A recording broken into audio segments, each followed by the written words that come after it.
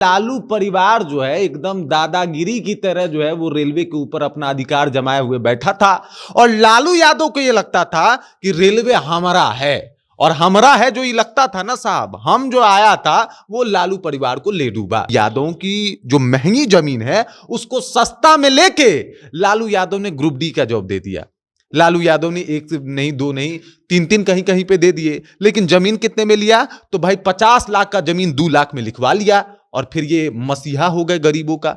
नारी सताए 3 गए, धर्म धन और वंश, नहीं मानो तो देख लो रावण कौरव कंस। ये बहुत चिरकाल से ये जो कहावत है वो चली आई है और सबको पता है जिस तरीके से आधी रात में ऐश्वर्या राय को बालों से पकड़ के खींच के बाहर किया गया था और राबरी आवास के बाहर बैठ के वो लेडी रो रही थी जब तक उनके पिताजी पुलिस नहीं भेजे। उनकी गलती ये थी कि लालू यादव को उन्होंने किडनैप दिया। ये तो गलती नहीं है ना, ये तो पुण्य का काम है, ये तो बड़ा बेहतर काम है। उस टाइम तो ये आदर्श बेटी थी। फिर अचानक उन्होंने बस संजय यादव से सवाल पूछ लिया और फिर संजय यादव जो है वो चप्पल लेके मारने दौड़ते हैं और तेजस्वी यादव खामोश बैठे रह जाते हैं।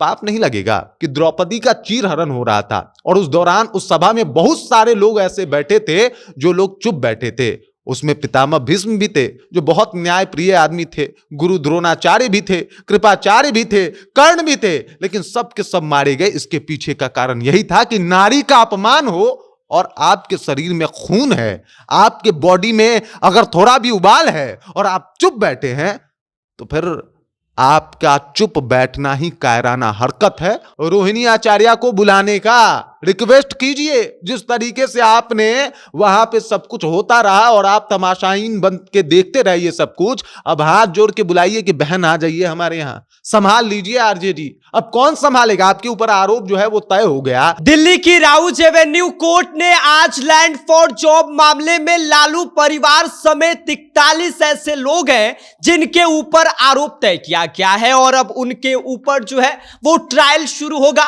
और आज इसी पर चर्चा के लिए आज रजत जी हैं हमारे साथ, जिनसे हम बात करेंगे और इनसे जानेंगे कि इससे लालू परिवार और राजद पर इसका कितना असर पड़ेगा। क्या रोहिणी आचार्य और ऐश्वर्या राय की बद्दुआ लालू परिवार पर लग गई और अब राजद को कौन संभालेगा? रजत जी, सबसे पहले तो आपका बहुत स्वागत है। बहुत शुक्रिया भाई। सबसे पहले तो हम आपसे जानना चाहेंगे, लालू परिवार समेत 41 लोगों पर आरोप तय हो गया लैंड फॉर जॉब मामले में, क्या कहेंगे?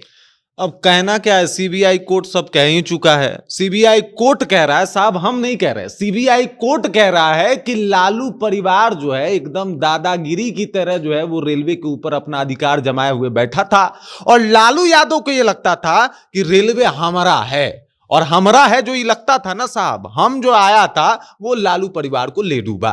लालू परिवार की स्थिति ये हो गई है कि अब उनको मतलब अगर हाई कोर्ट में फैसला आ गया इनके खिलाफ तो गए काम से। हालांकि अभी जो सीबीआई कोर्ट ने सुनाया है, आरोप तय कर दिया है, पकड़े गए हैं ये लोग और ये सब जो सीबीआई कोर्ट है वो कह रहा है कि भाई घोटाला तो हुआ है, हरकत तो सामने आई है और वो साफ तौर पे कह रहा है कि ये लोग गिरोह चला रहे थे, पारिवारिक गिरोह था जिसमें सब लोग एकदम एक साथ थे, सब लोग जो है वो एक साथ मिलके काम कर रहे थे और उसी का परिणाम है लैंड फॉर जॉब। बताइए, ये लालू यादव जी के बारे में कहा जाता है यादव के बड़े नेता हैं। एक रिपोर्ट की बताएं आपको, 7 डील लालू यादव की बताई जा रही है और उसमें से 7 का 7 डील वो यादवों से करके बैठे हैं। मतलब यादवों की जो महंगी जमीन है उसको सस्ता में लेके लालू यादव ने ग्रुप डी का जॉब दे दिया। लालू यादव ने एक नहीं, दो नहीं, तीन तीन कहीं कहीं पे दे दिए, लेकिन जमीन कितने में लिया? तो भाई 50 लाख का जमीन 2 लाख में लिखवा लिया और फिर ये मसीहा हो गए गरीबों का। ऐसा कौन मसीहा होता है जो जमीन के बदले नौकरी देता है? इसका मतलब मसीहा तो नहीं होता। और जो लोग कह रहे हैं कि लालू यादव ने लूटा है तो वो लोग तो गलत नहीं कह रहे। अब तो सब कुछ सामने आ चुका है, एक बार नहीं आया है साहब। ये पहली दफा होता तो माना जाता कि सरकार फंसा रही है। जिस टाइम आप पहली दफा फंसे थे वो चारा घोटाला था, कांग्रेस की सरकार थी और उस दौरान 1996 में जब आप पे जांच शुरू हुई और धीरे धीरे करके जब चीजें बाहर आई, सामने आई, 27 साल की सजा लालू यादव को भुगतनी थी। तबीयत खराब हो गया, बीच में चीजें जो है उनकी अकॉर्डिंग ना रही, कोर्ट ने मरम्मत किया, जेल प्रशासन ने मरम्मत किया, जाने दिया। 27 सालों की सजा थी लालू यादव पे। लालू यादव को जेल में होना चाहिए था अभी, लेकिन बाहर है अपने तबीयत को लेके। लेकिन तब तक दूसरा मामला आ गया, 1996 में आप पे चार्ज हो गया और ये जितने मामले खुल रहे हैं ये आपके रेल मंत्री बनने के बाद के हैं। मतलब उसके बाद भी आदत नहीं सुधरा और ये सब कुछ अब सामने है। लालू परिवार एक्सपोज्ड हो चुका है इस मामले के बाद कि साहब लालू यादव ने वाकई घोटाला किया है और ये अब सब कुछ सामने है। तो क्या इसको लेकर यह भी कहा जा रहा है कि ऐश्वर्या राय को घर से बेइज्जत करके निकालना, रोहिणी आचार्य को भगाना, उसके बारे में तमाम तरह की बातें कहना, क्या उन लोगों की बददुआ लग गई? देखिए, परसेप्शन अब कुछ भी बनेगा विष्णु जी, ये सब परसेप्शन है, लेकिन हाँ इस बात को भी नहीं नकारा जा सकता। हमारे यहाँ परसेप्शन जो भी बनता है वो बहुत कुछ देख के बनता है। हमारे यहाँ ये कहावत भी कही जाती है, नारी सताए तीन गए, धर्म धन और वंश, नहीं मानो तो देख लो रावण कौरव कंस। ये बहुत चिरकाल से ये जो कहावत है वो चली आई है और सबको पता है जिस तरीके से आधी रात में ऐश्वर्या राय को बालू से पकड़ के खींच के बाहर किया गया था और राबरी आवास के बाहर बैठ के वो लेडी रो रही थी जब तक उनके पिताजी पुलिस नहीं भेजे। ये अपने आप में बहुत बड़ी घटना है, ये बहुत बड़ी घटना है। जाने कैसे लोग इन बातों को भुला देते हैं, ये सोचने वाली बात है। लेकिन एक महिला अपने बेटी को रख के सोचे, अपनी बहन को रख के सोचे तो शायद वो इस दुख को समझ पाए कि इससे बड़ा अपमान क्या हो सकता है। मीडिया का कैमरा जो है उनके ऊपर है, तमाम मीडिया कवर कर रही है, वो लेडी बाहर बैठी है। लालू परिवार इतना निष्ठुर हो चुका है कि उनको पूछने तक नहीं आ रहा और वो रो रही हैं। आज तक वो लेडी अपने न्याय की लड़ाई लड़ रही हैं। सर, अगर बद्दुआ में वाकई ताकत होती है जो लोग कहते हैं तो ये यकीनन ऐश्वर्या राय का बद्दुआ है। रोहिणी आचार्य ने क्या किया था? उनकी गलती क्या थी? उनकी गलती ये थी कि लालू यादव को उन्होंने किडनैप दिया। ये तो गलती नहीं है ना, ये तो पुण्य का काम है, ये तो बड़ा बेहतर काम है। उस टाइम तो ये आदर्श बेटी थी, फिर अचानक उन्होंने बस संजय यादव से सवाल पूछ लिया और फिर संजय यादव जो है वो चप्पल लेके मारने दौड़ते हैं और तेजस्वी यादव खामोश बैठे रह जाते हैं। पाप नहीं लगेगा? एक भाई की जिम्मेदारी क्या होती है, आप उससे चूक गए जनाब। आप वहां पे चुपचाप रहे, मौन रहे। और हमारे यहां कहा जाता है, देखिए क्या हुआ था कि द्रौपदी का चीरहरण हो रहा था और उस दौरान उस सभा में बहुत सारे लोग ऐसे बैठे थे जो लोग चुप बैठे थे।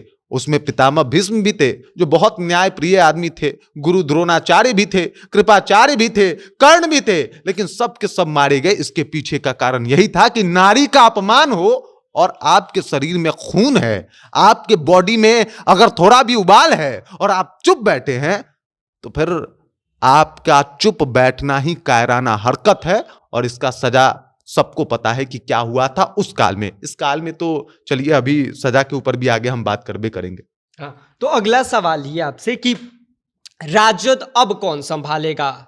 सब लोग फंस गए, तेजस्वी यादव, लालू यादव, तेज प्रताप यादव, मिसा भारती और तमाम नाम, लालू परिवार पूरा। अब संभालेगा कौन? लालू परिवार कौन संभालेगा ये कहिए। राजद कौन संभालेगा? राजद में संभालने वाले बहुत नेता अभी भी बचे हुए हैं जिनको मौका दिया जा सकता है, वो लोग संभाल सकते हैं। हालांकि लालू यादव बड़े अच्छे आदमी हैं, वो अपने परिवार को ही राजद में हमेशा प्रमुख रखे। मैं तो कहता हूं आरजेडी एक यादव का लड़का संभालेगा, जो नॉर्मल यादव का बेटा है वो संभाल लेगा।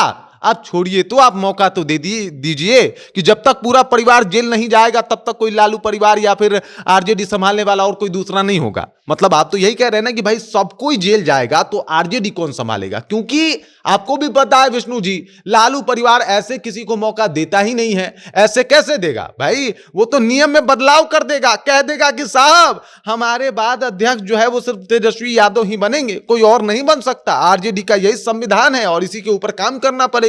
वो तो ये कर देंगे ना अगले कलम से लालू यादव। अगले कलम से हो सकता है कि लालू यादव ये भी कर दे कि हमारा जो अब आरजेडी है वो अब जब तक मैच्योर नहीं होते तेजस्वी यादव के बेटे तब तक कोई और संभाल ले, लेकिन उसके बाद वही संभालेंगे। इस तरीके का काम जो है वो हमेशा से लालू परिवार में होते आया है, ये कोई बड़ी बात नहीं है।